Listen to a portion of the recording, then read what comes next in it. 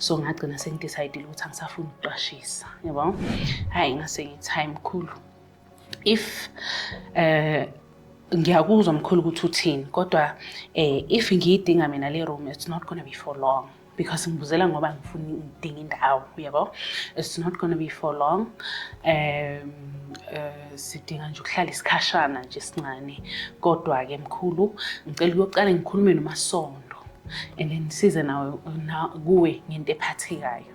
And then I told uMasondo ukuthi hayi baby, kunama room la next door, and awekho condition sharp.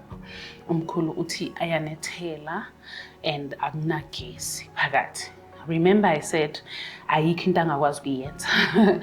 So I knew ukuthi that place, lezo zinto ey'ncane, he will sort that place out. Nabona ukuthi sibe sanjani.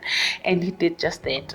We went to umkhulu ke, safika sahlala phansi nomkhulu, samtshela ke situation yethu. Wachaza ke, he's good with words, by the way.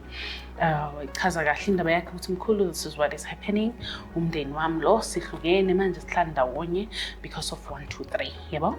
And then mkhulu athi mina ngiyangahambe sengizitshelile ukuthi angifuni bantu, kodwa isimo sengiyasizwa.